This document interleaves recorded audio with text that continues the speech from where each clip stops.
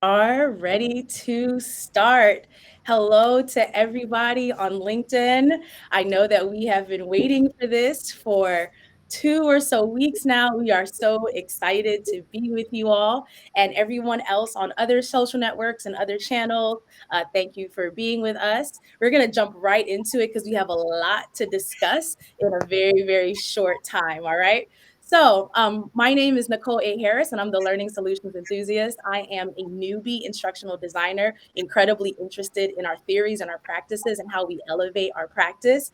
And I am so happy that together we get to dive through this really amazing book, Design for How People Learn by Julie Dirksen. And we're going to go around and have everyone who's involved today go ahead and introduce themselves. Go ahead, Zoe. Hello, everybody. I'm Zoe, an instructional designer from Arizona. I've been in the industry about 5 years. I love this book, and I'm excited to meet you all. I'll be your chat moderator today. All right, Lauren, thank you. Hi everyone, I'm Lauren and Lauren Alva, and I am in the U.S. on the West Coast in Oregon. I'm also newbie learning experience designer. I work for a startup company called Global XR Academy, which is like a VR marketplace. Looking forward to talking about this book. Thanks to Nicole for having me. All righty, thank you so much. All right, Linda, your turn now, please. Hi, everybody. I'm Linda Rolfe. I live in Northern Virginia. I am finishing up my master's in instructional design. Have been wanting to read Design for How People Learn for quite a while, and am working as freelance instructional designer and as a graduate research assistant at George Mason University at the moment. Awesome, thank you so much. Dan. Awesome. Hey, y'all. My name is Dan. I am based out of Southern California, just right outside of LA. I am also a newbie instructional designer, just been in the area for about 3-ish years. And so excited to be learning alongside y'all. Awesome. And Dixon. Hello, everyone. I'm Dixon. I'm based in Kenya. First of all, super excited to be here. Thank you so much, Nicole, for this amazing community. I'm also a newbie. This is my second year in ID, and I work with Angaza in the customer education department. Awesome. Thank you. Kaya. Hi, everyone. My name is Kaya Hill. I am based in Los Angeles, California. I am a vet in the learning design industry. I have 7 years of experience, finished up my master's last year in learning design and technology, and I'm really excited to be on this panel today with everyone. Thank you so much. Sylvia. Hi, everyone. Thank you so much, Nicole, for putting this together. I'm Sylvia McCoy. I'm from Atlanta, Georgia, and I still reside here. I am a veteran educator who is brand new to instructional design. So I'm super excited to be here and engage in this book and delve in and learn from everyone. Awesome. Thank you so much. And Mary.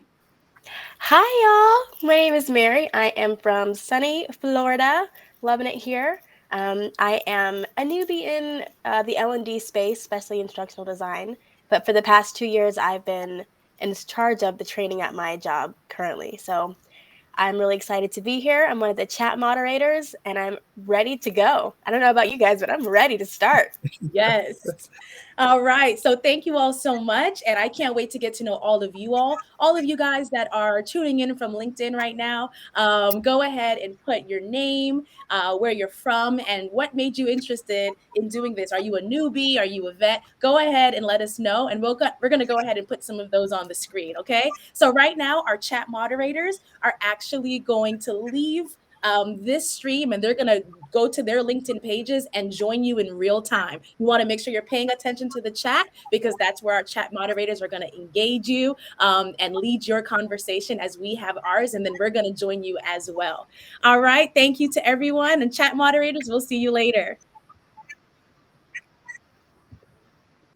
All right. So the first thing that we are going to do is that we're going to just delve right into the discussion.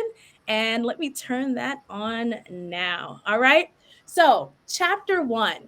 First of all, let me just say this book I knew was amazing when I was having my master's in instructional design. I had to read a little bit of it, and I knew that it was really, really good. But it wasn't until I delved in and I was just like, why doesn't everybody who does some sort of learning have to do this book? Like whether you're instructional design, a college professor, like why is this not required reading? So the question says, Julie talks about one challenge that we may face as learning designers is the difficulty that some of our learners may have when they need to unlearn what they've always done, right? Like we all know if we've been doing something for a really long time and then someone tells us that we have to pivot and switch, it's really hard for our brain to like turn off that autopilot she talks about, right?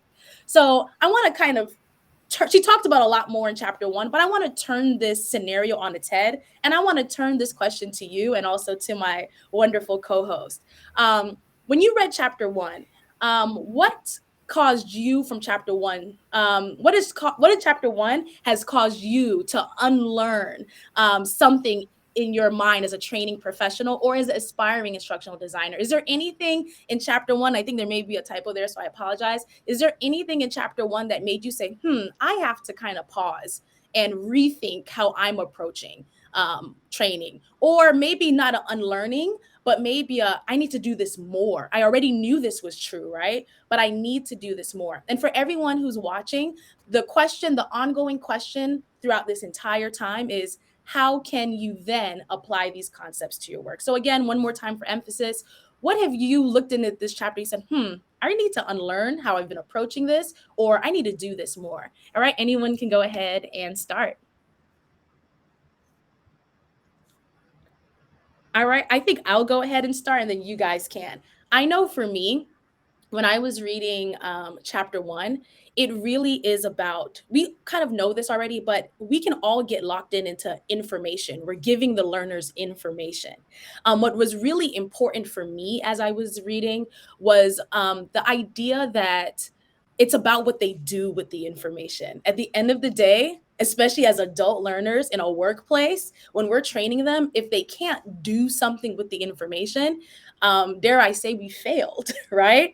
And that was something that, even though I know that in theory, I think sometimes when you're trying to get deadlines and get trainings out of the way, you're still like, oh, let me just put this information and they need this information, instead of kind of taking time to say, no, how can I make sure there's more practice, right? So for me, that's something I'm going to be taking away. Anybody else? Yeah, I was going to say this. I had the same thought in my mind, which is that I tend to like, oh, I've got to create a document for this. Oh, I have to create a slide for this. Oh, what if I have a video for that? But then I'm like, why don't I just give a little bit of this and see where they go with it? or create some sort of exercise. Like, I need to stop thinking about how many resources and materials I need to create, and more, exactly what you said, more exercises and practices, actions. I need to think more in terms of actions. And, not as if I'm thinking of the facilitator of something, they don't need to say everything. Not everything needs to come out of their mouths. Some things can come from the learner, the participant. And I need to think more about that. Like, what do I want to get them to say here instead of facilitator? I love that. I think that's so pertinent. Anyone else? I feel like chapter 1 had a lot of good emphasis around making sure we understand the motivations of the learners and some of the challenges that they may face, or that we may face, either as instructional designers or as facilitators in these projects. I think that it's really important to make sure that we are affording learners the opportunity, as you all have stated, to apply what the material is. Like I said, have an educational background. So when we write our learning objectives, it's always been the learner will be able to in order to.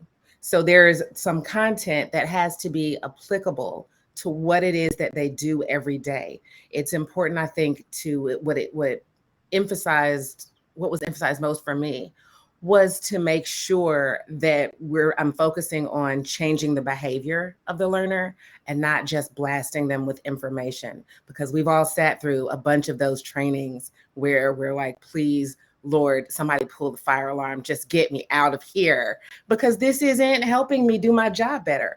And my goal is to never design anything that has somebody stuck at their laptop feeling that way.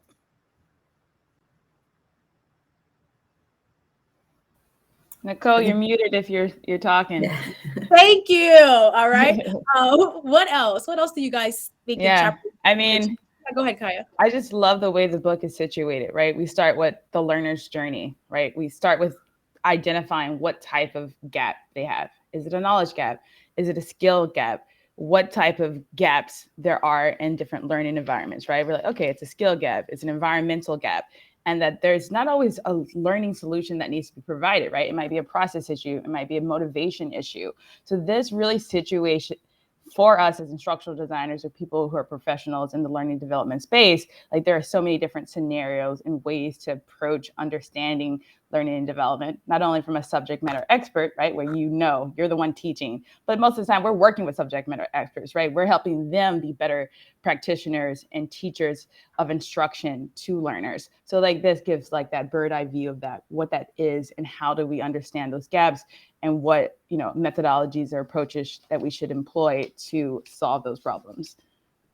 Yeah, I totally agree. I think what you brought up, it reminds me of something I actually wrote in the book. Like you said, looking at the gaps first, not just what I need to cover, right? And when I first learned about training needs analysis and doing that whole process for your client, and that at the end of that whole process, it may just end up that you don't need training. My view of it when I first heard of that, I was like, that's a waste of my time. That would be so disappointing. And then I had to walk it back and say, actually, that's our expertise as well. We're able to help the business, the company, the organization say, you don't need this learning. I used to think that, oh, that just means that like I'm not needed anymore. But actually, you help the workers be more efficient by not putting them through an unnecessary training. So even that realization that there needs to be an absence of training is indeed a part of our expertise because we're looking at the gaps first. Where are they now on their journey and where do they need to go? So absolutely. All right, we have a few more minutes with this question. Any more for this one? What are some things you're thinking about? Dan? Yeah, real quick. I love what you said about, if we can't help learners do something with the knowledge that we've provided, then how successful are we as instructional designers? And I think that's one of the things that I really enjoy about being an instructional designer is that like their success is my success. If you can succeed with this material, then I've done my job well. But I know like my first year when I was doing ID, I was so caught up in just like, how do I present this material? How do I make it look nice? How do I add all the visual elements and structure it? And I was so concerned about me and like my first course or my first like training material, and I wasn't really thinking about the learner. And I think what I really appreciate about that first chapter is like, oh, we got to identify the learner's gaps. Like it starts with the learner, and how do we keep the learner at the center? And by their success, we become successful. And so just that very like mindset of I'm putting this together for somebody else's success. And so it just kind of flips the script a little bit where it's like, I can create something very beautiful and put it out there, but if no one knows how to do anything with the material afterwards or the knowledge afterwards, then really how successful was it? And so that's one of the things I really appreciate, just immediately from the get-go, putting the learner at the center, and how do we gain success from their success? I really love that their success is our success, because one of the things I think about all the time is so many people, one, don't know what instructional design is. They don't think about the person who made the training. And so many people have such a negative association with training that, it doesn't help us as a profession, as a practice, to continue to only focus on information versus what people can do. That was awesome. Thank you guys so much for chiming in. We're actually going to go to our next question. But before we do that, I kind of want to tell you all about this next segment. So we knew that today that some of you guys are going to have so many ideas in the chat. So I wanted to make sure that you guys felt super included. So this is the audience takeover. Okay.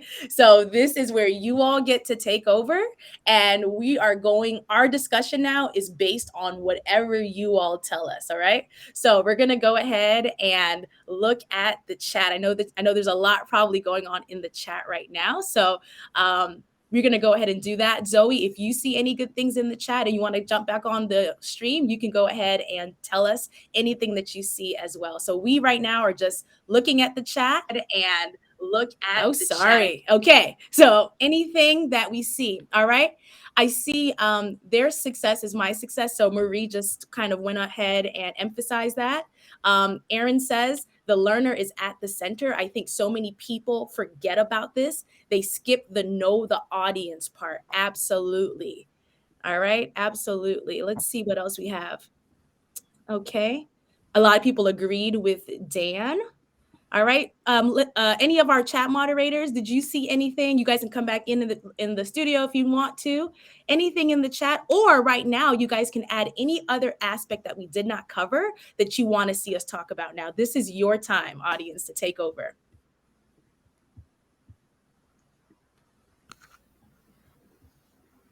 All right. And one thing that we know about learning is that wait time is okay. So wait time doesn't bother me. It's not awkward for me. So I will give it 30 seconds of silence, and I'm okay with that if people need to think.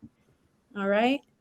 Yeah. And audience, just so you know, if you didn't have time to read the book, if you have a question of like, what are some good takeaways that us as co-hosts or moderators took away, we'd love to like just explain our take on chapter 1 or 2. So please feel free to throw that out in the chat as well. I agree with that. Thank you so much for saying that, Kaya. All right, we're going to give this 30 seconds. All right. Oh, so there's a question. Kenya says, let me see if you guys, Kenya says, what's an approach to addressing the different gaps? That's a really good question. What's an approach to addressing the different gaps? I'm going to go ahead and kind of go over the gaps a little bit, just in case they're not remembering the gap. So we have, and I told everybody who's a co-host, if you have a physical book, feel free to thumb through it. It's a book club.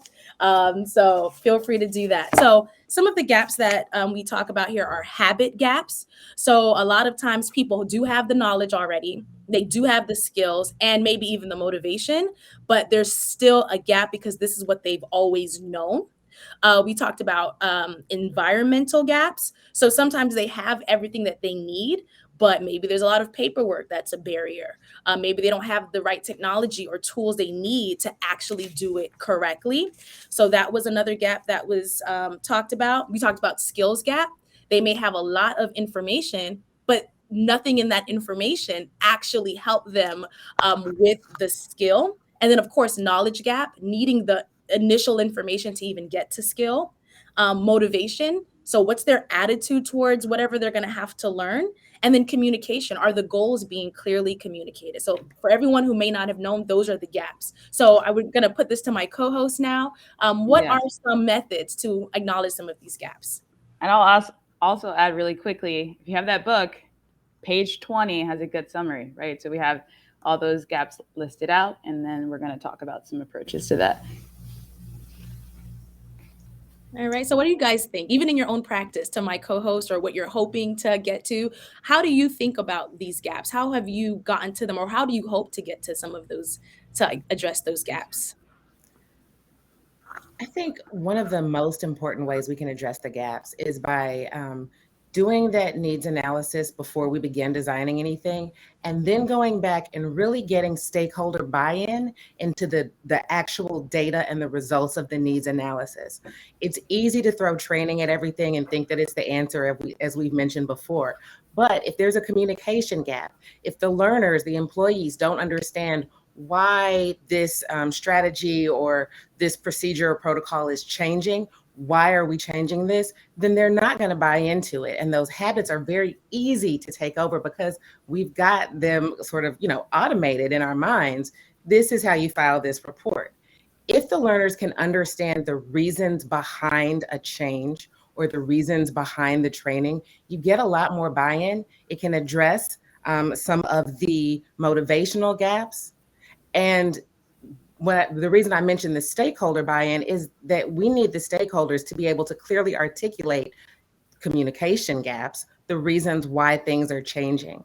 So I think that stakeholder buy-in, and then just for me as a learner, understanding the why behind it is a really good starting place.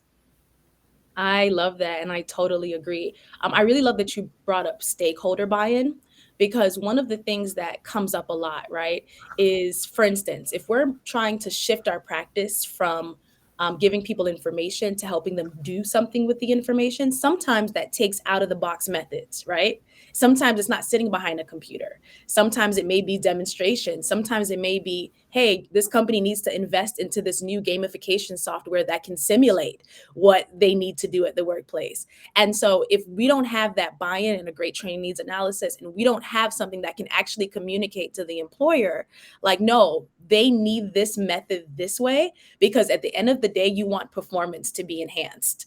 You don't just want a run of the mill, sit behind your computer, do a knowledge check, take a quiz at the end. So that buy-in from the beginning, right, actually goes ahead and helps us as instructional designers to have even what we need to do it, right? Any other thoughts on that? How do we address these various gaps? Yeah. I think there's definitely many approaches. Like you said, that formal needs assessment, right? Always asking the why behind. That's a very important point that I really want to take home here.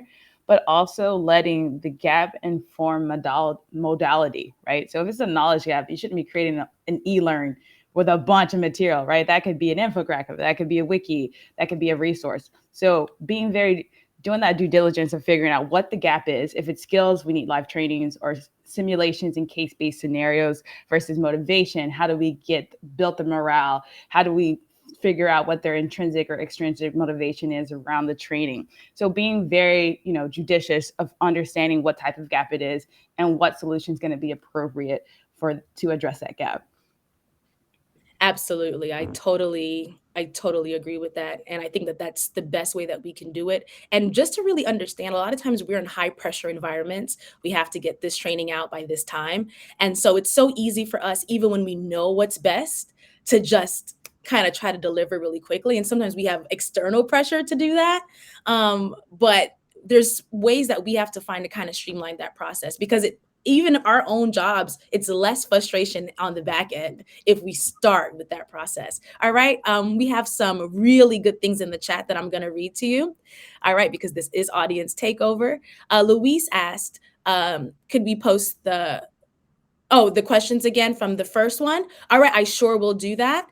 Sandra asked, what are your best practices when working with the SMEs to ensure that the training is learner focused? All right, so I'm gonna go ahead and put the questions from the first one up just for anyone who still wants to see that, but we're looking at Chandra's question now. So this is to our co-host. What are your best practices when working with the SMEs or subject matter experts to ensure the training is learner focused? So this is kind of what we were talking about at, buy-in from stakeholders, but you guys in your own practices, in your own jobs, how do you make sure that subject matter experts and, clients know that this is the right route to go? This may not answer the question directly, but one of the things that's always been helpful for me, and Julie talks about it a bit in chapter 2, is, we, especially when working with SMEs, it's like you have so much knowledge and you forget what it's like to be a first time or new learner. And often that's one of the gaps is between the expert and between the person who's learning.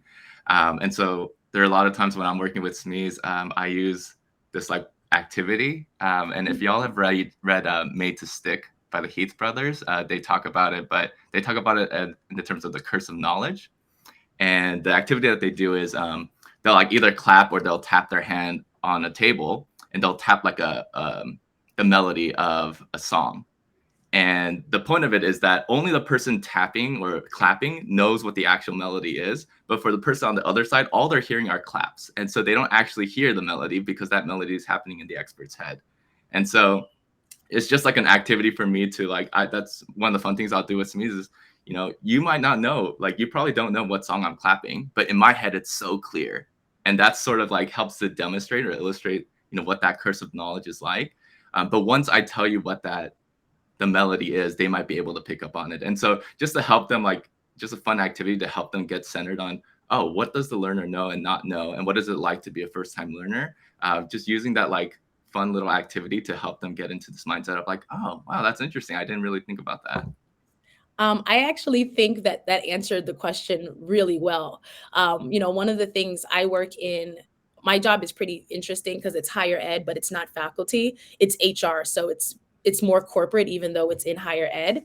And being at a university, like you're talking about, there's so much knowledge, right, that they have. And it's so sometimes you're like, well, I don't want to insult them or, tell them that, like, even though they have the knowledge, their methods are not correct. But I love the idea of that activity or communicating in that way. Like, thank you so much for being a wealth of knowledge, right? But we really want to make sure that this gets transferred well, right? I love that activity. If anybody else on the co-host panel want to say anything to that, and then if not, we're going to go ahead to more questions. Also, guys who are watching on LinkedIn, if the chat has stalled for you for some reason, you may want to refresh and then it'll start to populate again. Anybody else? I'll just add really quickly, thank you, Dan, for pointing that out. When working with stakeholders too, as an instructional designer or learning experience designer, or just a professional L&D, is also utilizing Merrill's principles of instruction, right? There's an activation period, there's applications, there's demonstration, and centering those stakeholders or subject matter experts around what are the goals in this course? How are we using case studies or applications that the learners can take that away and actually apply that in practice? So you want to like put those frameworks in place and really kind of sit on some principles when you're working with different instructional designers, stakeholders in the learning environment. Like you have to have like your approach and making sure that you can hang your hat on different principles that you're applying to best suit the learner experience. Awesome. Thank you guys so much. All right. We have a question from Doreen. How do you keep the focus on what they can do instead of just information dumps? I would like to hear what you guys think about this generally. We can also reference the book if any of you guys are like, well, Julie said this. But I also am interested in hearing in your own practice, right? When you find yourself getting into, okay, this is just a slide of information. And Laura, I'm not putting you on the spot at all, but I know you do VR. So I don't know if there's any other things that you could add to that. But yeah, how do you do that? How do you may know it's the right thing to do as a learning experience designer, but how do you make sure that it's focused on what they can do? I'll start first so that you guys can have some thinking time. So we do, where I work, we have like your OLTs, we have, the self-paced kind of computer-based e-learning, of course, but we also have ILTs, instructor-led training, and we do that both in person or through Zoom. And in addition to just general Zoom fatigue, one of the things that's a practice for us is storytelling. Like my office is big about like making sure you're telling the story to the learner. So no matter what it is, no matter how dry the subject is, we really try to make sure that there's a story attached to it that they can actually relate to in their area. Almost every breakout room is related to a story. I'll give you guys a quick example. So there is a course I teach at my job called Making Meetings Work. And, it's about what the title is, about making meetings work.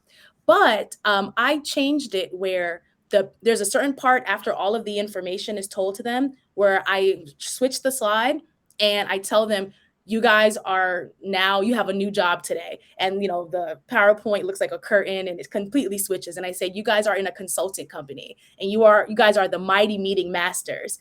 And I say, there is an office that is in trouble, guys, and we need to help them with everything we just learned in the first half of this training. And I even give them like a background that they can put in their Zoom background that says Mighty Meeting Masters, and it looks like they're in an office and everything. And my director and my boss, and my coworkers graciously allowed me to script them and do very goofy videos with them. But my like head director, who's so amazing, like pretended to be the boss who didn't know how to do meetings. And then like you see the coworkers progress through a script where at the very end, he's successful after not being successful. And each breakout room, they watch a clip of this really horrible office, and then they have to actually say, okay, from what we've learned already, what does he need to do? What's the best approach for him to like fix what's going on in his office with the meeting? So they basically in the meeting right then and there, through scenario based and using multimedia, they have to come up with the solution. And every time I teach the class, and these are adults who work in all kinds of things, at the very end, when they watch that video, I mean, they're adults, they know that it's fictional, but when they see that fictional boss now knows how to run a meeting, and I say, it's because of your consulting work, learners, they all feel so empowered, and they will write in the chat, like, I can actually take this back to my office and run my meetings differently. So I know for me, scenario-based and storytelling is definitely one way. Anybody else from the co-host want to chime in for that? How do you change it from information to doing? Yeah, I definitely with the storytelling. I mean, I try to think back about like adult learning theory, and I usually come to anything around stories, but also some experiential and problem solving based role playing. In VR, it's very easy to make that happen, and it's very easy to turn things onto the learner, because as soon as you get into VR, they want to explore everything on their own. They want to wander off, and it's almost a problem sometimes because you have to wrangle people back, and you're like, no, don't touch that over there. And it's actually hard to control people to focus in on one person. So if you want to get people to focus on the learner, jump into VR immersive learning, because you'll have the opposite problem. You have done things where I'll simply, create some sort of visual where they've got simple directions, and bam, they'll go after it. Like we did a scavenger hunt, and there were simple directions. Student immediately like transported into this virtual learning environment, looked at the instructions, and she's like, oh, I know what to do. And she just went off and she did this scavenger hunt on her own, and I didn't have to say anything. And so, yeah, like the medium matters, I think. And if you give those opportunities to problem solve and figure things out on your own with some scaffolding, with a little bit of guidance, you'd be surprised on what a learner can do on their own. I love that. The medium matters. Thank you for sharing that. All right. Anybody else want to touch on that before we move on to the next question? Yeah, I just will add really quickly that, based on our learning and motivational principles, that learning is enhanced when they have an opportunity to apply what's learned in that context of learning, right? So if they have opportunities to do case studies, do activities with their peers, right? To make sure that they are able to simulate what they would do and practice within that educational activity, that's going to enhance their learning, right? What we're trying to do is promote transfer, that they can take what they've learned in that session in terms of skills and actually apply it. And then also making sure they have job aids and resources or materials that they can take home with them, right? Like this is something that they can use, and it can be an aid when they're actually in practice trying to, again, replicate or emulate those skills or behaviors. Awesome. Thank you so much. All right. And thank you. Let's go ahead and just take a second to really thank our chat moderators right now. We know our co-hosts are killing it because you can see that, you can hear it, but our chat moderators are moving conversations forward. They're funneling your questions. So I just want to thank everyone for doing what you're doing so well. All right. So we have another question. All right. So Michelle wants to know if we can touch base on leadership or individuals who are resistant to change. All right. So has anybody had an experience with leadership or individuals that are resistant to kind of doing things a new way or resistant to change? How do you handle that? Does anybody have an immediate example? I can start, but I think by some faces. And I know that we all want to be careful because we're on LinkedIn, but does anybody have some sort of experience with that? Yes. Short answer is yes. I'm pretty sure everyone here has had an experience with leadership having some resistance to change and not understanding. And the example, I have plenty of examples to put to that, but the main takeaway as an instructional designer who's trying to leverage like creating the best educational activities is that you have to speak to leadership and their values, right? You can't tell them why a learner should be, oh, this is great for the learner because X, Y, and Z. No, why is it great for leadership? Hey, we're going to reduce, risk in certain areas. We're going to increase compliance in certain areas, right? So as a designer, you're not only designing for the activity, you're also understanding those big level external objectives as well. So like, how can I actually communicate the value statement of this training and activity on a leadership level so they understand and they have that buy-in? And that's how I combat working with leadership. It's like, they don't understand like, oh, it's gonna, they're gonna have, the learning objectives, they're gonna choose these objectives, they're gonna do this. Like, they don't care about that. They wanna know what behaviors are gonna change and how is that going to increase the productivity for the organization. Absolutely. I love that you brought knowing their values, because the strategic goals of an organization is really why they come to us as instructional designers, learning experience designers in the first place, right? A lot of the times it's not just only so people can know more, right? They come to us because there's an issue that's not driving the organization or the company forward, and they want us to kind of help that. And what Kaya's comment makes me think about is the role that we have as instructional designers. Yes, we provide training, but we also move organizations forward. You know, sometimes when there's a budget cut, training's the first to go, right? And it's really about speaking to their values, but communicating our value as well. I think we can start to look at ourselves as more expansive members, right, of the organizations. Like, we do help drive your sales forward, your business forward, right? We do help increase employee morale, right, with even some of the soft skills. So I think that's interesting too. Like, how many of us are looking at company values and mission statements, right? Or looking at strategic goals when we are creating things, and how much could that help us? So I think that was really insightful. All right, our audience takeover time. We still have a few more minutes, so I'm gonna go into these questions. Thank you all at home, wherever you are, for actually delving into this. All right, let's see.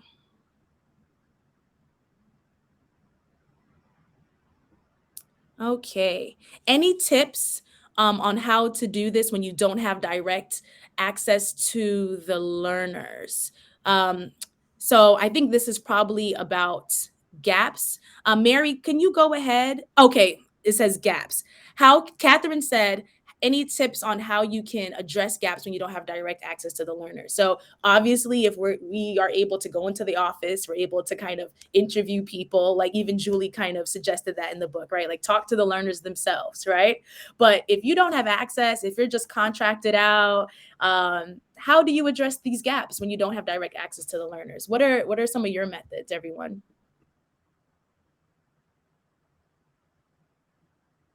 And wait time is okay. It's not awkward. We all have to think. Okay. I mean, I'll jump in. I know I'm talking a lot, but I do want to make sure everyone has the opportunity to say something. But yeah, if you don't have access directly to the learner, there's a number of different ways to approach it, right? We call it, there's objective data and subjective data, right? What external data do I have about the behaviors of my target audience or the learners that I can pull from, of like understanding their prior knowledge? Oh, we have a bunch of complaints about this behavior, right? They are doing this common procedure wrong all the time. We have the data to show it. We have complaints from the call center.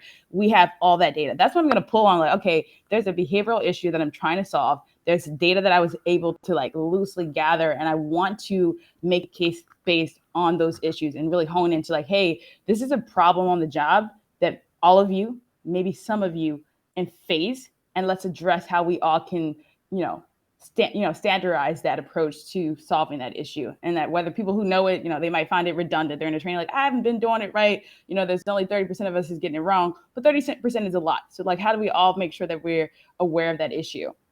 And the other way to approach it is assuming no prior knowledge. Like, I'm going to create a training that I don't have the data on it. So I have to assume there's no prior knowledge. So there's increased scaffolding or pre-work that you want to provide to your learners ahead of time, so that then you can still start to address whatever those big learning objectives or what you found in your initial needs assessments for that training. Thank you for sharing that. Anyone else in the co-host panel want to address that? All right. Okay, if not, Zoe answered this. Our chat moderator, Zoe, mentioned for the last question about buying in from leaders. Zoe mentioned it, but I think it's actually kind of connected to here, and I'll say how I think so.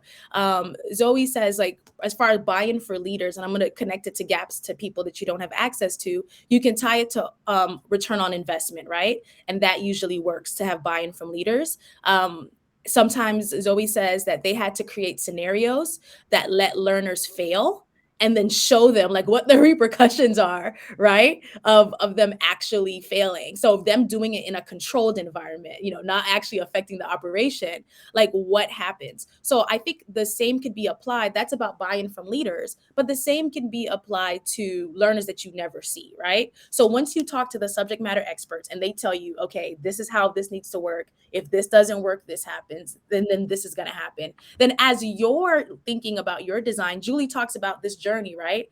Okay, where do they need to get to, right? And the subject matter expert is telling me that they're failing in this area. So how can I get them to that part of the journey? If they're failing in this area, then their gap is probably skills-based rather than knowledge-based, right? If the subject matter expert, the client is telling me they're failing in this area, it sounds like they have the knowledge. He told me that they went to this type of training a year ago. It's actually probably motivation, right? If he says or she says, oh, they are failing in this area, but they had this training, they had a simulation, they did all of this. Okay, what's going on in the environment? So that's what I would say, like really taking what your SMEs and your clients are telling you to really assess everything. All right. So we have Dixon. Actually, so Dixon has a question. It says, for those of us who, and this is by Gordon. This is Gordon's question. Dixon's our chat moderator. For those of us who have been freelancing and given all the rights to design, what advice do you have to us on our first interaction with SMEs? All right. So I guess there's a little bit less, restraints there. So your first time you see a SME, in light of what we know, right? We need to look at gaps. We need to know who our learner is. What advice do you guys have? So any of you all, whether you're a freelance or not, when you talk to subject matter experts, what is something that you employ? Dan or Lauren or anyone, what are some things that you employ? I will just jump in very quickly here before anyone starts talking. That looks like it's from Reba Gordon Matthew, just FYI. Oh, thank you for that. All right.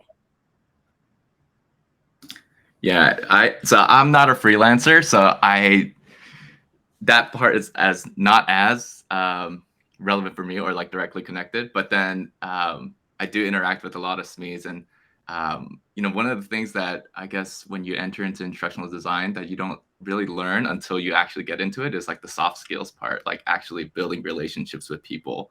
And so just as we want to be learner focused and we want to think about our learners, not in some like abstract generalized way, but they're people, they're humans, and they want to do their jobs well, or they want to complete this task well. Also, like, sometimes it can be easy to see the SME as like a barrier, especially like if you're working with someone who might be difficult. But then usually what I'll typically try to do is like in the first meeting, just get to know who they are as a person. And start to build the groundwork or foundation for a relationship, so that especially if I'm going to be working with this person over the span of several weeks, you want to be able to have good connection with them, and then be able to set like clear expectations of what are we expecting to do over the next project or whatever it might be that you're working on. And so, but yeah, like I feel like if you're able to start building a great relationship with them, or at least a working relationship, or at least have clear expectations of what each of y'all are doing, and how each of y'all will be contributing to the project, it just helps to set the foundation well for the rest of the project. And it's like, oh, okay, if we have an issue, how are we going to address it? Just little things like that. But yeah, just seeing the SME as a person, and they want to see their stuff succeed as well. And so how can we work together? Anyone else before I jump in? I absolutely agree with everything Dan said. I also feel like something that has helped me with work with SMEs in my current position is to understand the ways that they prefer to communicate, and understand their schedule, and understand what their priorities are around not only the project that you're collaborating on, but also their day-to-day tasks, so that you're not constantly bombarding them with questions at a time when they're in a stand-up, or that you're not asking them things that they're going to view as minuscule, and maybe you need to do some independent research to get that information. We want to make sure that we're using our SMEs as efficiently as possible, so that they're not going to get sick of us before we reach the completion of this project. So I think, like, absolutely, just to piggyback off of what Dan was saying, look at them as a person, consider them as your colleague or a coworker who's in the next room, even though you're only meeting virtually. what would you do? How would you treat somebody who you have to see at work in the hallways or in the coffee room every day? Treat that SME the same way. Give them that same courtesy and respect. Thank you for that. And thank you again, Kai and Zoe. That was Reba Gordon Matthew earlier. So I just want to say that out loud. Sorry that we forgot that part of your name. It was, the chat was going really fast. So I always believe it's important to honor people's names. So I want to say that out loud. Sylvia, I really, really love that about respecting the SME's time and Yes. independent research. You got some agreement there, right? I'm double tapping the mute button. I'm trying to clap so you can see it, but you can't see it. Okay. It's important, right? And that's a part of what Julie talks about in the book about that front loading, right?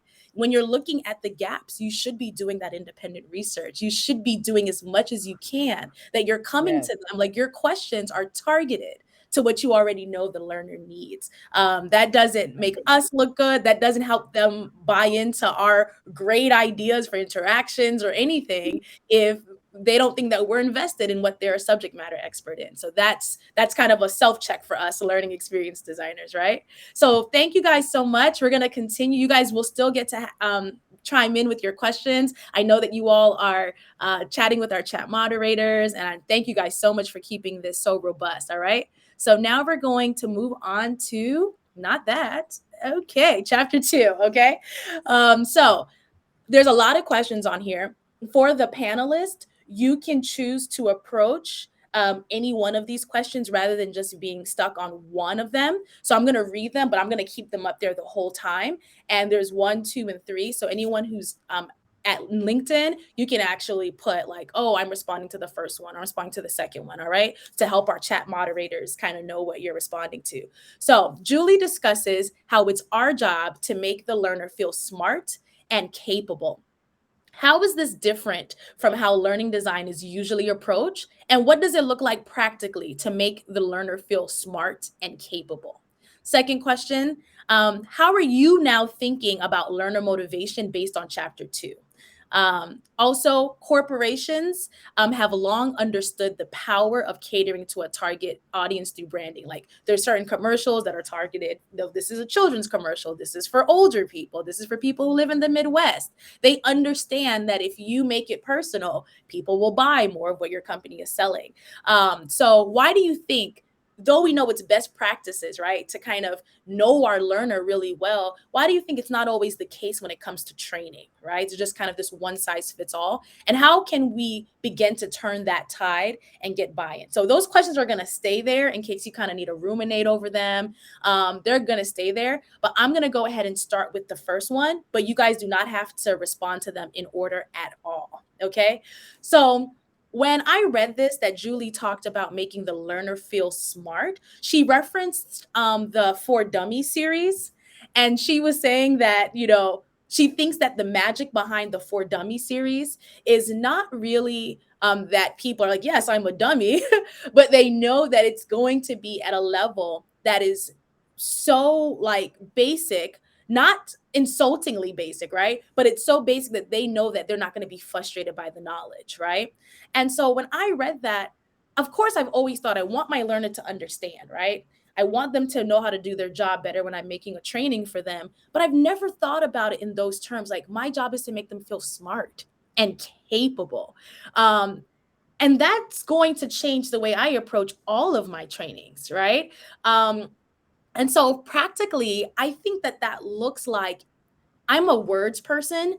So I'm thinking about the way I do directions, right? I want to start playing around with, when appropriate, doing a lot more second person point of view. Like, you know, because, you know, at your job, you have to do this every day and you're with the customers and you're great at doing this, but we want to make sure, I want to kind of speak more conversationally to them. That wasn't a great example, but I want to speak more conversationally in like online trainings so that they know, oh, they're speaking to me, with me, not at me. So for me, practically, I want to explore what it looks like to create words that are directly to the learner, to make them feel like they're a part of it and that they are smart. And I'm just merely helping them grow. I'm not telling them that you don't know anything, you know? So that's how it works for me. How about you guys? You can answer any one of these questions and just let us know which one you're responding to.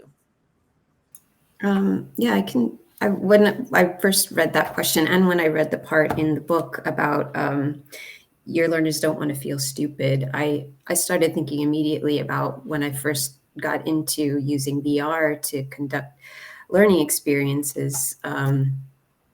I had a fear of that immediately because it's a new technology. You get a learner who's never used VR before or just, very little, there's a really high risk that they're just going to jump ship and be like, all right, I'm done.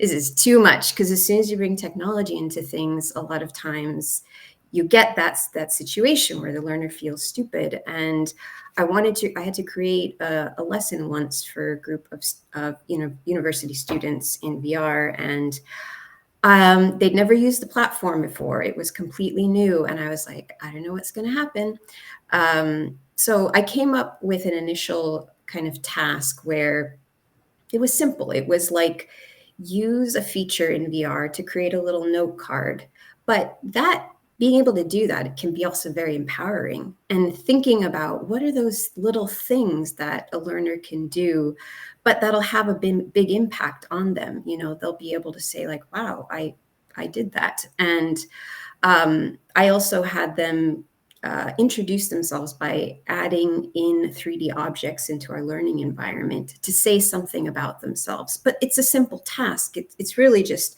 search for an object and add it into the space, but it's also meaningful. And at the end, they could say like, wow, I added some objects into a virtual space.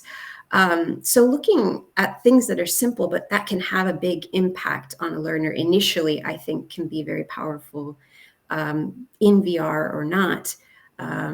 It did end up having a really powerful impact for me because I saw all these learners just going at it and creating things in the space. And they did, in the end, seem quite, proud of what they were able to achieve. I love that. I love what you said about that for so many reasons, but it really just breaks down into scaffolding the learner as they begin to approach more complex topics and more complex ideas. And I think that has got to be so empowering.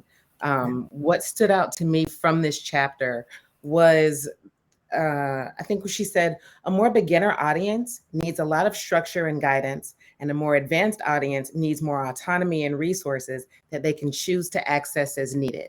And then she went into the push and pull of content delivery and information delivery. We want to have as much information and knowledge accessible to the learner as they need when they need it. So for those beginning learners, we want to break down the tasks into smaller chunks where they can feel successful. And then our goal, to my mind, my way of thinking as instructional designers, is to move people along the continuum from novice to expert. So we're not going to get there in one session, but what Lauren just said was like, this is how you do that practically, is small bites of knowledge, small improvement in skill levels, move people towards being an expert. And I just really, that resonates with me so much. So thank you for pointing that out and putting a real practical face to it. Yeah, I love that both of you guys were able to connect theory to practice. I think as instructional designers and learning experience designers, a lot of us know the methodologies. They're important. There are frameworks, right? They're the blueprint. But if they don't translate like that, then what are we actually doing? And I think those examples are so important because so many people who are watching this work in different spaces and can easily say, wait, I may not do VR, but I have a training that, could something else like this could be inserted, So I think that that's really awesome. So anybody else, before we go back to the chat, any of these questions to our co-hosts that you really want to address when it comes to chapter 2? Yeah, I'll jump in really quick on the first one again about making the learner feel smart and capable. If we're just breaking this down to the basic level, how do we make them feel smart? It's activating their prior knowledge. We are referencing something they already know. They can answer that question, even the reference about the For Dummies book. No one thinks they're a dummy, right? But you scaffold it in a way where you introduce things they knew and started to build upon that. And then also using very skillful analogies. Even the book there's an example she talks about using a hike, right? We know what a hike is, how to be prepared for that. And we follow along very closely, right? So use some appropriate analogies to introduce new concepts that seem like they're a very high level of complexity, but people understand, they can relate that, right? That's activating their problem knowledge. Oh, well, this is same as that. So then it's easy as 1, 2, 3, or you have, steps in order. So like that's very easy to kind of incorporate into training. Like, hey, I'm activating prior knowledge. I'm using appropriate analogies and different ways or schemas to help them build upon what they already know, and how do they incorporate these new things and also feel good about it. Yeah, I really do love that. And I love that you brought up even how Julie created her book, because I think her book's a perfect model for that, right? Like not just starting us out in the wilderness somewhere, but what do I already know? And then that goes with adult learning theory as well, right?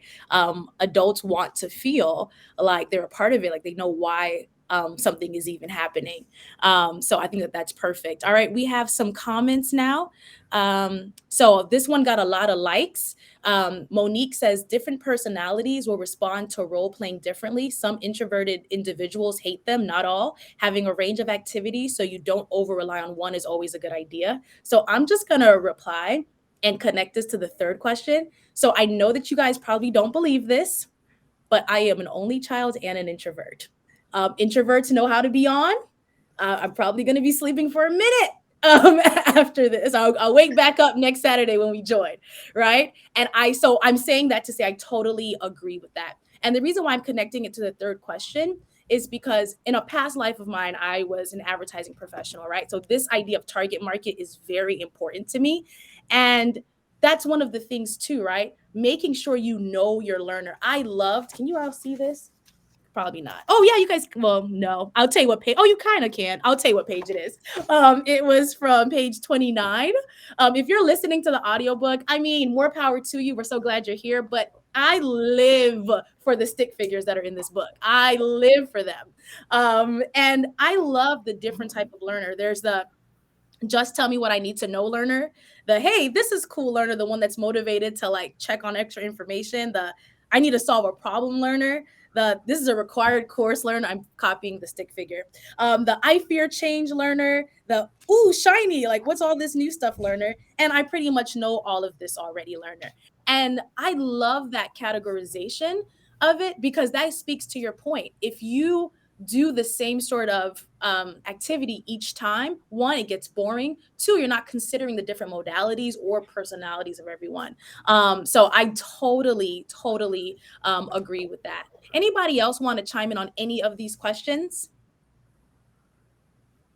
Yes, we're going back and talking about having a variety of activities and then knowing that some people are introverted or extroverted, right? So as an instructional designer, what I'm most focused on is their motivation. Even if they're introverted or extroverted, we're always on a spectrum. No one's just completely introverted or extroverted. How do I activate their intrinsic motivation for that training? That's what I want to worry about. I can't worry about if they want to do the activity or not. I want to have a Rolodex where the class or the session as an entirety can choose what path, like choose their own adventure. Like, oh, I have a bunch of different case scenarios. What for this entire class is most applicable to the problems or their pain points? That's what I want to try to design to. I can't necessarily design to if they're introverted or extroverted, but I want to have a variety of activities that are applicable to those work issues. How am I activating that intrinsic motivation? It's relevant. It's again, activating that prior knowledge. And then people feel like they have choice and autonomy in what path they went down for that learning experience. Yeah, I was looking down because to your point, Kaya, she says that a person that is extrinsically motivated may become a lot more intrinsic later, right? When they are encountering the thing that they actually have to use it for, right? So talking to that spectrum idea. So that kind of being a core of your design is that motivation, I think is definitely an approach that more of us need to think about for sure.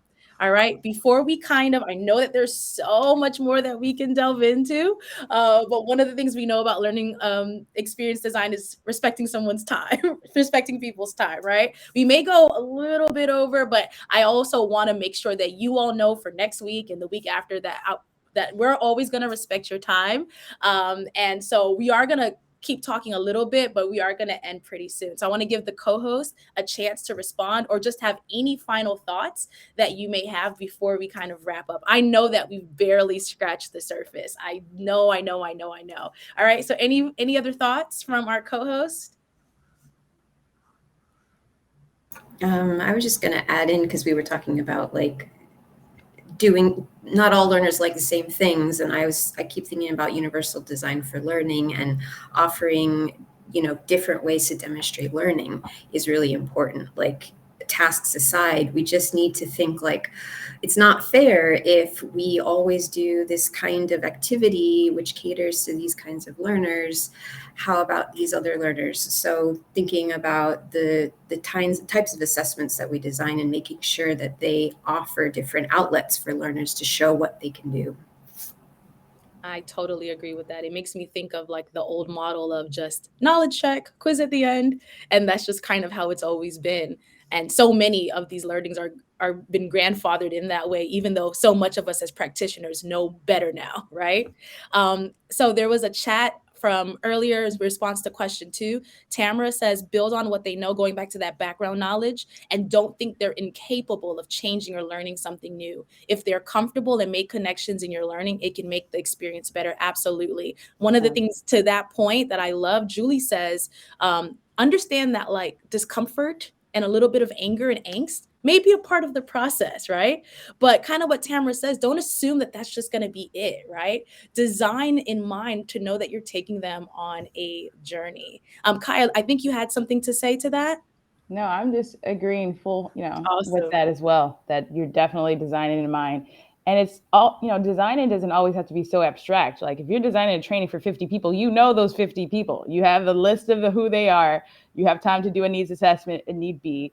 And during instruction, you want to include formative assessment, like take a temperature, like don't wait until after it ends, you send out this dry survey that no one wants to fill out. Literally ask for feedback during instruction. That's going to help you improve the way that you deliver it. That's going to help the content that's relevant to this audience, right? That's going to help debunk some myths about what the training issue may have even been. So like being very just agile in the way that you deliver and the way that you design is also very important. Absolutely. That, one of the things about this panel, everyone, is that we have both newbies and veterans on here. And even though I put this together, I am a newbie, but I'm interested in being better. And that was a practice that my job taught me, like put that survey link in there and emphasize it and why you were doing it in the beginning. So that you get that feedback, and actually making time and space, right, to alter your training based on that feedback. So that is crucial. And I also too wanted to kind of go back to this whole idea, like Kaya just said, if you have 50 learners, like who those learners are, right? She talked about what are their likes, what are their dislikes. And if you have such a small group where you can actually, and now I'm not just about feedback for the training, but I'm talking about in the beginning, kind of who are the learners and getting to know the learners. And if you know that you see a general theme, like you said, you can't design to just, this personality type or that personality type. But when you think about corporations, I don't know if you guys know this, but since I was in that world, if they're selling a car, they'll literally get in a room. And for anyone who has background in this, I know this is overly generalized, right? So don't come at me, but they'll say like, if this car was a person, what music would this car like, right? What they'll do this whole like profile before they start selling it, right? And then they'll see who their target is. And it's the same thing to our training. Like obviously we're not selling them anything, but we are getting them to understand why this is important. So she talked about even aesthetically, right? Kind of appealing to our learners when we do have that access. So how can we gather that information as well? All right, guys. So we have come to the end, but here's our small commercial break. Any thoughts that you had about this today? I know our chat moderators have been telling you about this. You can hashtag come read with me or LinkedIn Live. That's how I'm going to find things that you have said and that you've shared. Also, next week, I need a new flyer. And so I want to I don't just want to see me on this flyer with the book, held up. If you guys take appropriate but fun and humorous pictures of you reading the book, maybe your baby's holding it, maybe your dog's holding it, I don't know.